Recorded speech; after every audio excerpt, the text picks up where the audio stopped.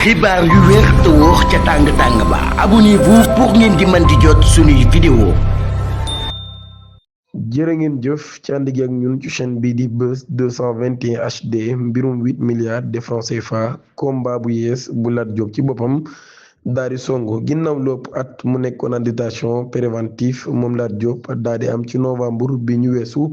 ab liberté provisoire ñu boole ko takkal ko lam bi ñuy wax bracelet électronique ñi ngi koy toppee détournement des deniers publics ak extorsion des fonds ci période bi nga xam ni moom la nekkoon directeur général bu LONASE depuis nag mu daal di génn kaso moom ancien ministre ci jamonoy Macky Sall bii di Lat Diop ak wér-gi-yaramam dafa daal di gàllu góose bu baax a baax kon moom mi mu daal di engagé wu ci beneen combat muy topp ak fajoom ci wàllum wér-gi-yaramam waaye loolu mel ni dañ ko xañ mu nekk consultation médicale yoo xam ne ngir mu am ko moom mi dafay semer ay obstacle yu bëree bëri bu ñu sukkandikoo ci Les Échos mi nga xam ni moom moo lancé boobu lépp alerte ci édition bi mu génnee altane daal di wax ci ay sources yu jege dossier bi daal nay xam ne ni moom Lat Diop mi ngir mu gis ab médecin dafay formuler ab demande boo xam ni daf koy bind ci loolu yi mu nekk ab période d'attente boo xam ni mën naa weesu daanaka 15 jours bu gàttee ba gàtt